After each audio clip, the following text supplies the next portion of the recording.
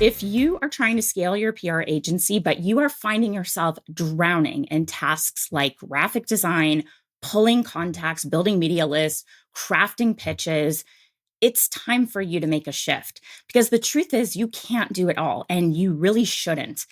In order to truly grow, you have to focus on the activities that will help generate revenue and hire support for everything else. And that's exactly what we're going to talk about today. In this episode, I'm going to walk you through why hiring help is a total game changer for your business, for your time, your sanity, and your revenue.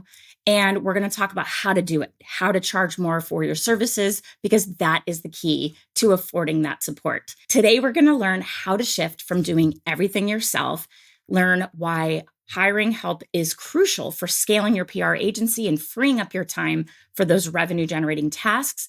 We're going to talk about the key roles that you should consider outsourcing and really talk through those most impactful positions to hire out for, such as a graphic designer, a research assistant, an account executive that will help you craft pitches, follow up, keep track of all of the pitches that have gone out, and also help you to build your post-month recaps, your press clips, so you could be in your zone of genius, and then you can get into that streamlining the operations side. We're going to talk about how to raise your rates so that it will allow you to afford support, help you avoid burnout, and it will help you focus on those high-level strategies to grow your agency. So how does that sound? For me, it's all about helping this community earn more in their businesses while not burning themselves out, giving themselves that freedom and flexibility to be with family and spend time doing things that they want to do, having that time freedom. That's the most important thing for me. Completely shifted my definition of success from having a prestigious job and making tons of money. Now it's definitely making tons of money, because who doesn't want that? But being in control of my time, working with clients I love, doing it on my own terms, on my own time. And that's what I'm here to help you out with. So I know as a PR agency owner, it can be really tempting to want to do it all yourself because it's hard to part with that income, the revenue that you're generating. And you might think that you're saving money by handling every single task on your own, or that nobody can do the job as well as you can. Oh, I just might as well do it myself because nobody's going to do it as good of a job as I will. Nobody cares as much as me. Nobody has that secret sauce that I have. But the truth is, if you want to scale your business and grow your revenue, you absolutely need to hire support. Picture this, okay? You spend 2 hours designing something on Canva. Listen, I love Canva. I spend a lot of time in Canva, mostly because I just enjoy it, right? When it comes to business or comes to my clients or anything that's a graphic for my own business, I have the pros doing that. So let's say you're trying to cut costs, save money, and you're designing something on Canva that really could have taken a professional graphic designer half of the time. Sure, you didn't have to pay someone to do it, but what is the actual cost of that? How much is 2 hours of your time really worth? These are the questions you need to be asking yourself.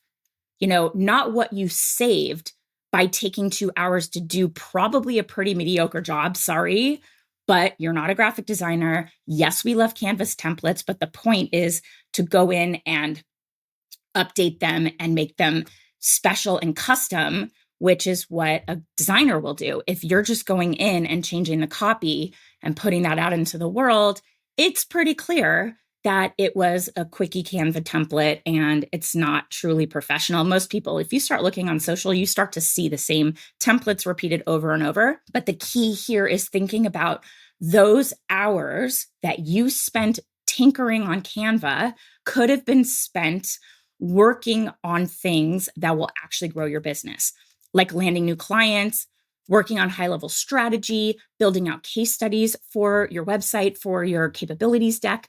These are the things that actually grow your business. That's what you should be spending your time on.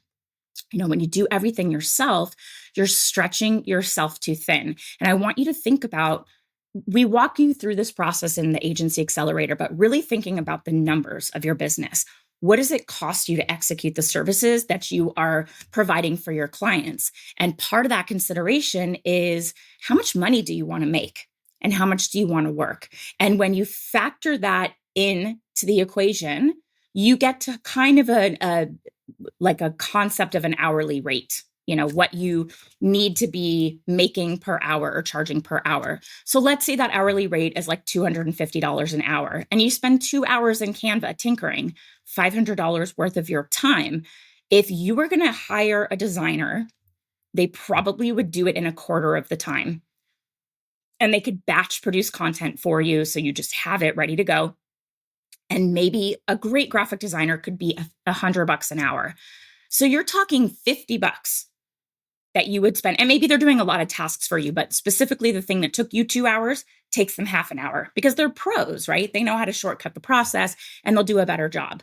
So something you could have spent $50 on to buy back 2 hours of your time, around $500 worth of your time, that you could actually be using to bring in more business, to drive the direction of your company. Those are the things that I want you to consider in the calculation of hiring someone versus doing it yourself.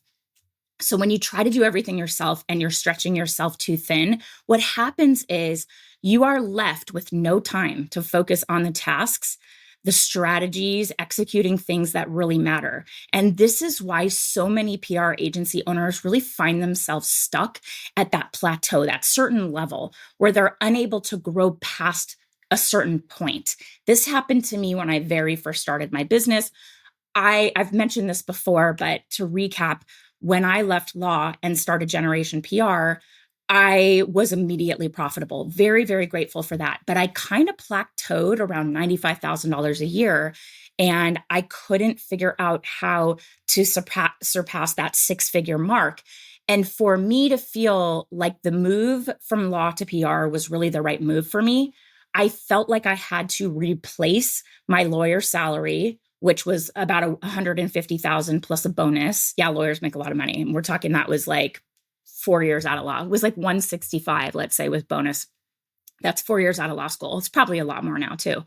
But I couldn't replace that income because I was so focused on keeping every cent of revenue that came in the business because I felt like that had to be higher than my lawyer salary before I felt comfortable bringing on a team.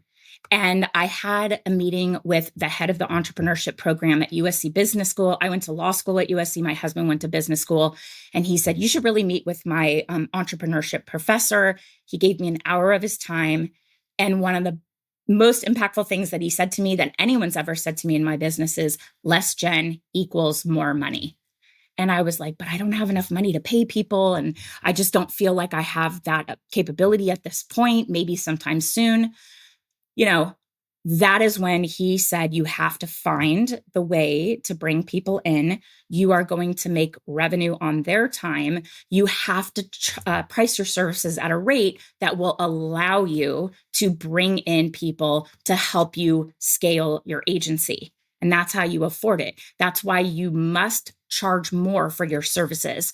And many agency owners fall into the trap of underpricing themselves because they feel like the biggest factor that they're competing with other companies for their client service, client to come on board is price. That's the factor, who's the cheapest.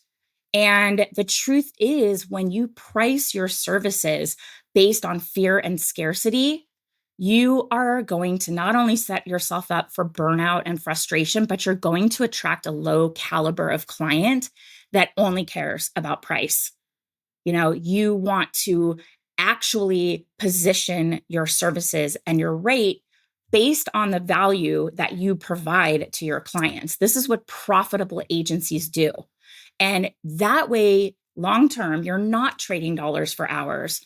You're providing expertise, results, you're providing transformation for your clients, you're providing probably revenue. But as PR pros, we definitely don't want to get into that trap of having a KPI be revenue, like how much revenue are you generating. But the reality is you want to earn your keep. And so that's something your clients are probably wanting to see as a byproduct of your efforts, but you're bringing them brand awareness, brand affinity, visibility, credibility, all of the things that come from a successful PR influencer campaign. If you price that based on what is the lowest rate possible so that you can actually win the work, you're going to attract a low caliber client that only cares about price. They're cheap.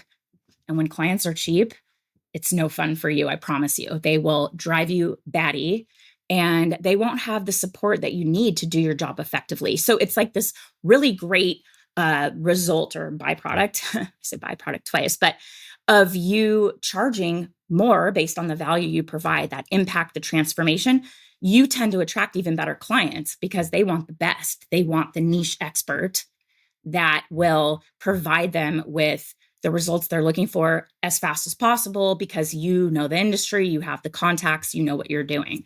And, that way you can afford to bring on support and focus on growing your business. Step into that leadership role, that visionary CEO role, not the finders, minders, and grinders, and you're doing it all. You are the finder. You are out there figuring out the path for the business. Listen, I don't need you to hire an entire team right off the bat, but it is important to start somewhere. And the thing I see the most when it comes to our community pricing their services is this mindset of lack. This feeling of lack, like, hiring somebody feels like you're losing money. But the thing is that hiring help really frees up your time so you can focus on the high revenue generating activities that will actually grow your business. So you'll be working on the business and not in the business. And you might have something you really love doing that you don't want to give up.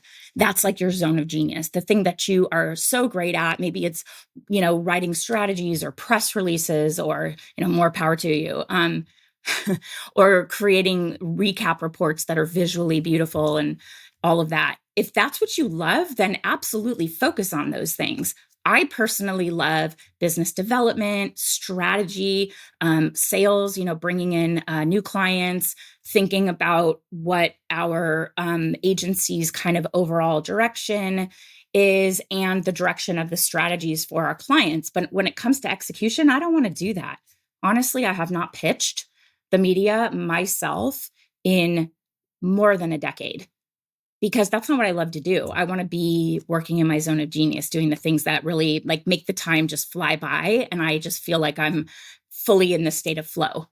And so, once you make that shift for yourself, you'll see how freeing it can be to have a support system in place because your time is really valuable. And by bringing in help, you can focus on what matters the most. Landing bigger clients, growing your agency, and driving more revenue. So if you want to scale your PR agency, you have to stop trying to be a one-woman show. You don't have to do everything yourself. You don't even have to hire somebody full-time. You can hire somebody that's a VA that maybe does your bills and does your reporting and does research for you. One of the things I want you to consider too, when it comes to research, is we have done for you research in the agency, or pardon me, in the pitch lab. So we have done for you research that we spend a dozen hours on building these monthly execution plans with 50, 60, sometimes 70, sometimes 100 pages, depending on what month it is, because certain months are very heavy with the editorial calendars.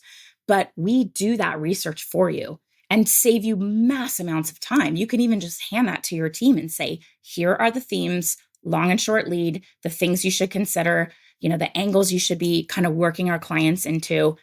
Go, hit the ground running. So that's another place you can save time, save yourself time. If you love doing that kind of research yourself, use our execution plans as a springboard. Use the execution plans as, you diving in, figuring out how to apply some of those themes, some of those pitch angles to your clients, and then let your team take the lead and run with it. If that's your thing and you really love, what is the media thinking about right now? We're going to shortcut that for you as well. So, you have to hire the right people, Really charge what you're worth based on the value you provide and start focusing on what will truly grow your business, help you make more money, and get you out of that day-to-day execution so you can elevate your role as the visionary CEO. So I hope that's helpful. Go out and do it. Make a list. Here's what I would do. Action items. Okay. Take out a piece of paper. If you're driving, pull to the side or earmark this part of the podcast. But I would do two things. I would make a list of all of the tasks that are necessary in your business every month. It's pretty repetitive, right? And if you're not finding time to do that biz dev and bring in new business and really hit your network and be proactive about new business outreach, then you need to add that to the list because that's absolutely something that you should be doing with your time. But start listing out all of the tasks that are necessary for the service that you're providing. How do you actually implement those services? What needs to be done? And start to look at the things that you don't love. Maybe they're in your drudgery zone. You're like, oh, I dread that. I don't want to do that. For me, it's reporting. I don't love reporting. I honestly do not like making agendas for client calls. I make the team do that because they have a better sense of what's going on anyway. They're building media lists, they're writing pitches. They're basically doing all of the delivery of the service to clients. I get to come and do strategy and focus on sales and growth, but write it all out and start to think about where you could outsource those things, starting with the things that you really just do not enjoy, right?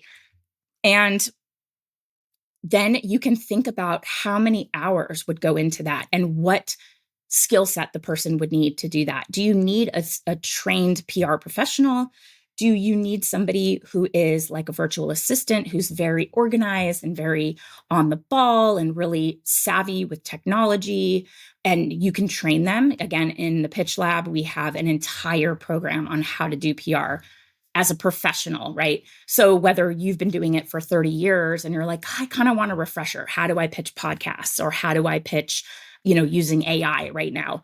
That is inside the Pitch Lab and the roadmap. You can use that to kind of save you time. But if you already feel really competent in all of your pitching skills and all the things that you're doing to run your business, use that content to train your team, save you mass amounts of time, get them 90% of the way there. And then you have saved yourself time by not having to train them. And then you can put your finishing touches on it. And so you can think about, if you hire a very seasoned PR pro, they will probably get results a lot faster, but it comes with a cost. That's what I do in my agency because I just want results.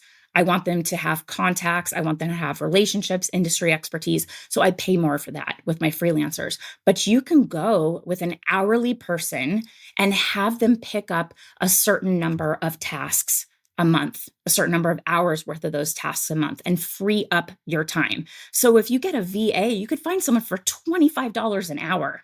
And if you're looking to make, let's say, $250 an hour, you're talking 10% of what your time is worth that you have to pay them to then free up that time for yourself. So make that list of all the tasks in the business, start to group them together of what do you want to hold on to? What do you want to own? What can you really outsource? And what is the skill set of that person? And you have to think about how much you have to charge. Maybe with your existing clients, you haven't built in that retainer fee that will cover that new hire. So you have to think about with new clients coming in, how do you charge accordingly? Or with existing clients, when the contract is up, how can you have a conversation with them about maybe services you're adding to raise their fee a bit, or that you're having a 10% across the board fee increase to cover the expenses to execute the services you're providing?